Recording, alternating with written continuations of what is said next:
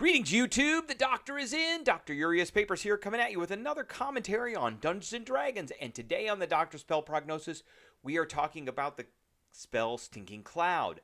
But first, don't forget to hit that subscribe button. If you like this video, hit the like button. And if you have any questions or comments, please leave a question or comment. And yes, we are giving this spell a solid A.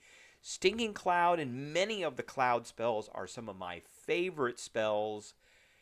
We're not giving this an S primarily because it's a con save. If it were not a con save, it were like a intelligence or wisdom or charisma save, then I would definitely be giving it an S. This is something that can shut combat down if it is successful, but it's a con save, which makes it a little bit more difficult to shut combat down with and to be successful with, so we're giving it an A. So it is a third level spell that is usable by a whole bunch of stuff, by the way. Bards, sorcerers, wizards, Circle of the Land, Swamp Druids, Circle of the Land, Underdark Druids, and the Fiend Warlock. So there's a lot of different classes that can use this. It's one action. It has a range of 90 feet. It's a radius of 20 feet, which is all awesome. Verbal, somatic, and material component, and the material component goes away when you cast, but it's worthless. It lasts for a minute. It requires concentration. Yes, you want to concentrate on this spell. So you create a 20-foot radius sphere of yellow, nauseating gas centered on a point within range. It does spread around corners, and it is heavily obscured, which means that anything that's in it, heavily obscured. Let's look at that real quick. We had Bard up here, but we're going to look at that. Under vision, the environment. Heavily obscured areas such as darkness, opaque fog, which is what Stinking Cloud is, blocks vision entirely. A creature effectively suffers from the blinded condition when trying, but creatures also cannot see in it. So if they're in it, they're blinded, but you can also not see them. So that does preclude a lot of different things from happening. So let's go back, and we need to keep that in mind when we are looking at some of the different things that we can use with this. So it's heavily obscured, and it lingers for the duration. So each creature that is completely within the cloud at the start of its turn, not when they enter it, at the start of their turn, must make a Constitution saving throw against poison. On a failed save, they spend their action that turn retching and reeling. They still have a move, which means they can get out, but they lose their action. So they're going to spend their action puking and barfing, and then they can move out of it. Creatures that don't need to breathe or are immune to poison automatically succeed on the saving throw. So all that means is they are stuck in some place that is heavily obscured, and they can easily just move out of it. But if they are subject to the spell and they fail their saving throw, then they automatically lose their action first, then they can move out. So a moderate wind can disperse the cloud after 4 rounds. A strong wind disperses it after a round. And there's no upcast to this one. So a couple of things. One, you want to figure out ways to get creatures to fail their saving throw. A lot of things that target creatures to give penalties or make them fail saving throws require you to see them. So you got to figure out ways to get them to have penalties on their saving throw before they actually get in the cloud and make it. The other thing that you can do is you can figure out how to push things back into the cloud. And if you can do that, then they will be subjected to that saving throw every single turn.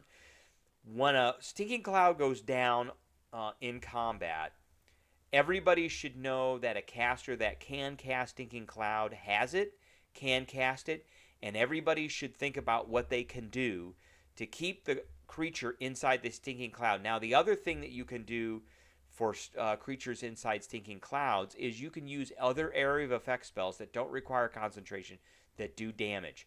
Fireball. Fireball is not going to get rid of Stinking Cloud. Lightning bolt. If you know where they are, the line they're in, you can lightning bolt them. So there's lots of different ways that you can do damage to them while they're in the Stinking Cloud. If you have a fighter that has blind sight, they can sit on the edge of the stinking cloud and whack at the creature in the stinking cloud as much as they want. Now let's look at a couple of different things here. So Vortex Warp, this is a pretty good spell. It could be used to get something close to a stinking cloud. You can't get them in it because it requires you to see the space within range. So you magically twist space around another creature you can see within range. The target must succeed on a Constitution saving throw, or the target is teleported to an unoccupied space of your choice that you can see. So you have to be able to see it. You can't see into the stinking cloud, but you can see to the edge of it, and then somebody can push them in. So there's that. Warlocks get Repelling Blast with their Eldritch Blast. Repelling Blast is one of the most broken abilities in the game that there is. I've used it so much. You can push stuff around. It is awesome. Artificers. Artillerist Artificers get the Force Ballista, which pushes things 5 feet every time it hits. Crusher Feet. Here's this fighter with the blind sight and the Crusher Feet. You push once per turn when you hit a creature. You push it 5 feet. The Bard class. So if you're a College of Eloquence Bard, I love these guys. Unsettling Words. So as a bonus action, you can expend one use of your Bardic Inspiration. Choose a creature within 60 feet, roll the Bardic Inspiration die, and they subtract that roll from their saving throw. So you can go bonus action, Bardic Inspiration, take a penalty to your saving throw, Stinking Cloud. And then they're stuck, and they're going to take a penalty to their saving throw. Now, there is another spell here that I do want to point out that can happen before a Stinking Cloud. Mind Sliver, which is a Mind Sliver is a cantrip which causes them to subtract a d4 from their next saving throw. So you could cast this, and then if you could quicken a spell, you could cast Stinking Cloud, or somebody else could cast this on the creature, and then they get the Stinking Cloud dropped on them. And then they have the penalty to saving throw. So these are just a couple of options to think about when using this spell. But everybody in the party should know that somebody's got it.